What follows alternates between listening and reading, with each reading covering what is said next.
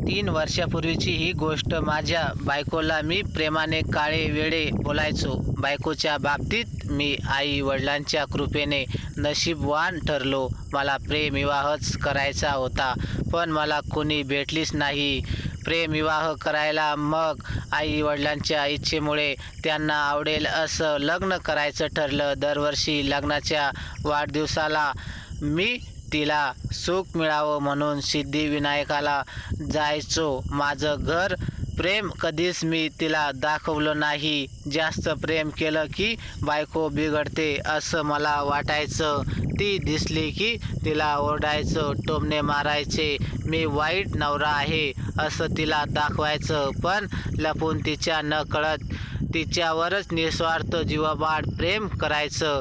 कधी कधी मला भीती वाटायची की माझ्या अशा वागण्यामुळे ती मला सोडून तर जाणार नाही ना. पण ती मला नाही सोडणार एवढा मला विश्वास होता. तिच्या नकळत सिद्धिविनायकाला जायचो. खरं कारण म्हणजे मी तिच्यामुळे खूप खुश होतो. कशी पण असली तरी माझी अर्धांगिनी होती ती. आणि उद्या जरी मुलांनी घराबाहेर हाकललं तर बायकोच सोबत असणार. सुरुवातीला तिच्याशी लग्न करून मी काही दिवस खुशच नव्हतो. तरुण मनाला अस्पराचे पाहिजे होते, पण सावळी प्रिया भेटली. लग्न झाल्यानंतर मी थोडं तिला टाळायतच असायचो, पण तिने कधी राग मानला नाही. मी कारण शोधायचो, तिच्याशी भांडायचं, पण मी भांडण रागात सुरू करायचो आणि ती प्रेमळ एकाच शब्दात माझा राग शांत करायची. मी जेवढं तिच्यापासून पळायचा प्रयत्न करायचो तेवढंच तिच्या जवळ खेचलो जायचो. सावळी असली तरी चेहऱ्यावर जादूची चमक होती. ती तिच्या प्रेमात पडत होतो कारण ती होतीच तशी. तिच्यावर कविता करावी अशी होती. माझी बायको शांत स्वभावाची गोड परी म्हणजे माझी बायकोच. आई वडिलांनी दिलेली आयुष्याची गोड भेट म्हणजे माझी बायको.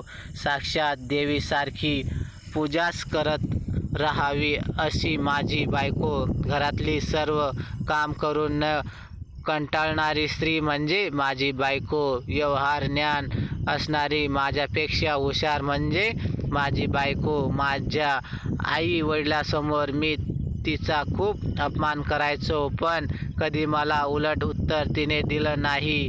माझे आई बाबा मला ओरडायचे मी तिला बोललो की, आणि ती कोपऱ्यात रडत बसायची. दुसऱ्या दिवशी परत काल रात्रीचं विसरून सकाळी गोड हसत नवीन सुरुवात करायची. तिच्या हसण्याने मला वेडच केलं होतं. आज माझ्या लग्नाला 25 वर्ष पूर्ण झाली. आज तिला म्हणजेच माझी बायको प्रिया हिला रोमॅन्टिक रात्रीच जेवण द्यायचं ठरलं होतं. माझं आज ऑफिसमधून सुट्टी काढून योजना आखली होती. मी आज तिला संध्याकाळी तिच्याच ऑफिसमध्ये भेटायचं ठरलं होतं माझं. नंतर चौपाटी फिरायची, हॉटेलमध्ये जेवायचं, रात्री तिचं आवडतं आईस्क्रीम खायचं आणि तिला एक पर्स भेट द्यायची. माझं ठरलं होतं. तिचं ऑफिस 6ला सुटणार हे माहीत असून मी 4ला तिच्या ऑफिस गेटच्या बाहेर उभा राहिलो. एका हातात एका तिच्यापेक्षा कमी सुंदर असलेला गुलाब, दुसऱ्या हातात तिला आवडणारी कॅडबरी. मनात ठरवलं आज तिच्यासोबत फक्त प्रेमाच्या गोष्टी करायच्या.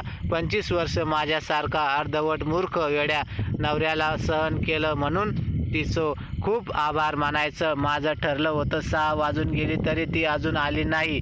तिची ऑफिसमधले सर्वजण जाताना दिसले तरी ही काही आली नाही. आज भरपूर काम असावं. 7 वाजले असून ती आली नाही. खरंच तिच्या बॉसचा गळाच दाबावं वाटलं होतं. 8 वाजले तरी ती आली नाही. वैतागलो होतो, पण रागावंच नाही ठरवलं होतं. 9 वाजले तरी आली नाही. आता सहन होत नाही. सरळ तिच्या ऑफिसमध्ये गेलो. ऑफिस बॉय ऑफिस बंद करत होता. मी म्हणालो, अरे थांब, माझी बायको आज्ञान आली. अजून ऑफिस बॉय म्हणाला, अहो सर, सगळे गेले, आताच आत कोणी नाही. तुम्ही कोण? अरे प्रियाबाई असतील. ऑफिस बॉय, कोण प्रियाबाई? इथे कोण प्रिया नावाची काम करत नाही? हे गप्प, तुला काय माहीत नाही? थांबा 1 मिनिट सर, तुमचा गैरसमज दूर करतो. ऑफिस सर येत आहेत. Okay sir. हे कोणत्या तरी प्रियाबाईंना शोधत आहेत. त्यांना सांगितलं इथं कोणी प्रिया म्हणून काम करतच नाही. तू शांत बस, तुझं काम कर. हो सर, बोला, तुम्ही कोण आहो? सर, मी प्रियाबाईंना भेटायला आलो. खूप वेळ त्यांची वाट पाहतोय सर. तुम्ही कोण आहात ते आधी सांगा. मी प्रियाबाईचा नवरा. सर आत या तुम्ही. हे पाणी घ्या. थँक्यू सर, तुम्हाला भेटून बरं वाटलं. मी तुमच्या दुःखात सहभागी आहे. सर कृपया शुद्धीत या.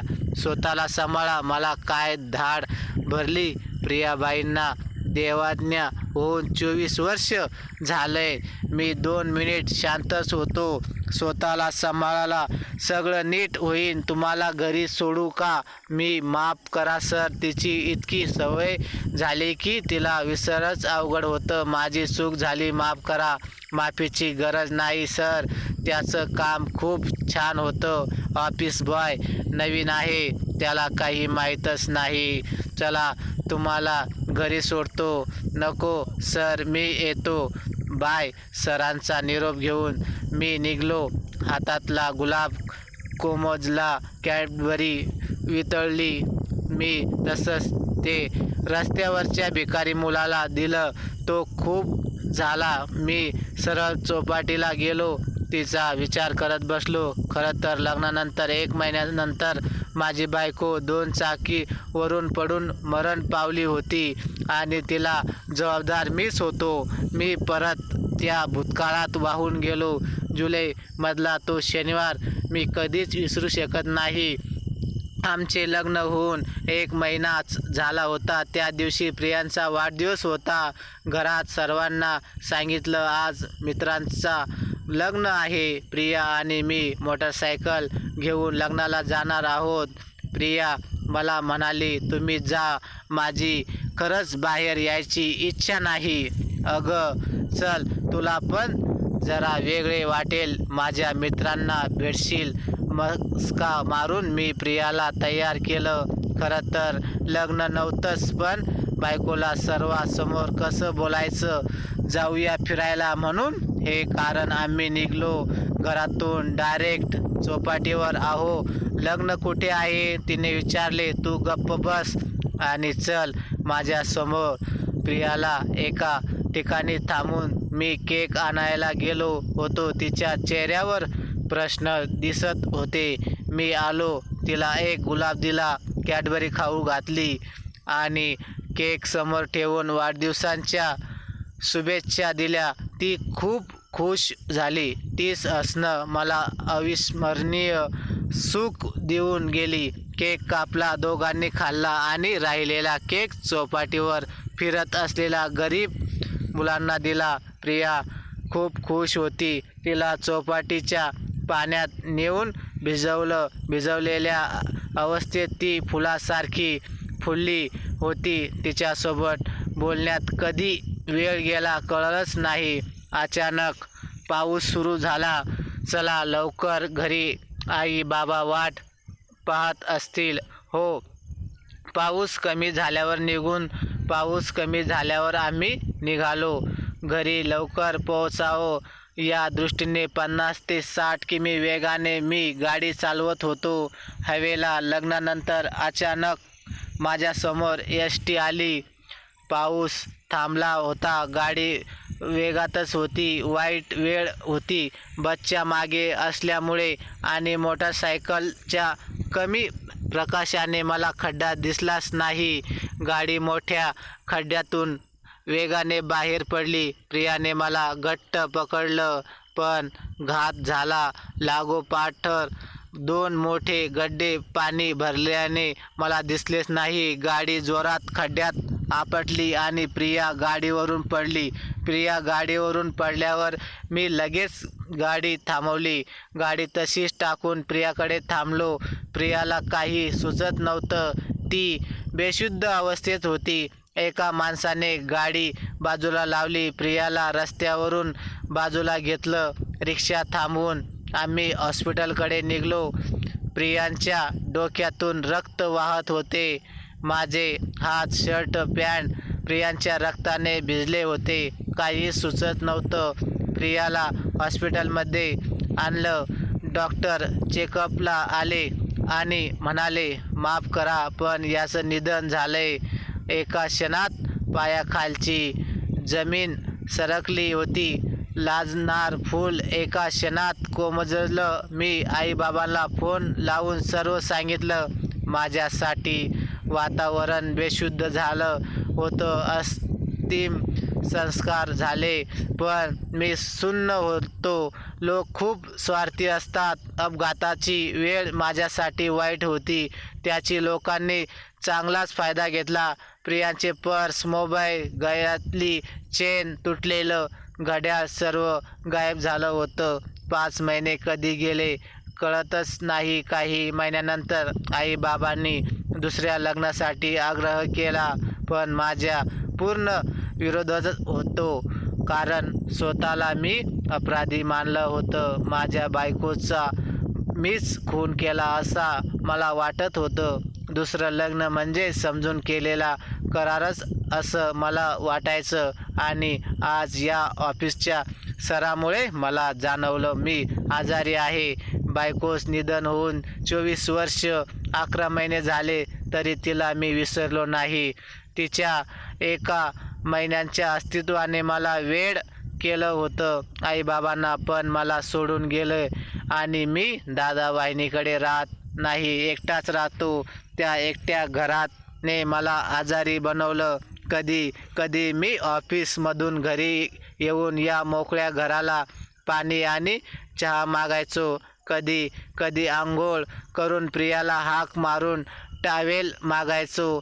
तासात प्रियांच्या फोटोशी गप्प मारायचो. या सगळ्या गोष्टी मला जाणवल्या लगेचच. दुसऱ्या दिवशी मी एका मानसिक आजारावरील तज्ज्ञ डॉक्टर स्मितांना भेटलो. त्यांना माझ्याबद्दल मी सर्व सांगितलं. तुम्ही बरे होऊ शकतात. पहिली गोष्ट, तुमच्या बायकोच्या मृत्यूच्या धक्क्यामुळे तुम्ही आजारी पडलाय. तुमच्या बायकोला तुम्ही मनात जिवंत ठरवलं त्यामुळे तुम्हाला तिची भास होताच. तुम्ही तुमच्या मनातला सांगा. तुमची बायको कधीच परत येणार नाही. कारण ती हे जग सोडून गेली. नंतर तिच्या बरोबर घालवलेले एक आठवण भरपूर रडणं म्हणजे झालेले दुःखला विसरण्याचा उपाय आहे. रडल्यानंतर तुमचं मन स्थिर, शांत होईल. तुमच्या बायकोच्या मरणाला तुम्ही स्वतः जबाबदार नव्हताच. ती परिस्थिती जबाबदार होती हे स्वतःला सांगा. शांत झोपा, व्यायाम करा, ध्यान करा. वेगळ्या वेळी जेव्हा तुमच्या भावाच्या घरी जमलं तर राहायला जावा. स्वतःला एकटं कोंडून घेऊ नका. निसर्गात फिरा. भूतकाळ बदलत नाही म्हणून त्याला विसरणेच योग्य. वर्तमान काळ बदलला म्हणजे भविष्यकाळ सुंदर जाईल आणि नंतर तुम्ही नक्की बरे व्हाल. आज 3 वर्षानंतर बरा झालोय.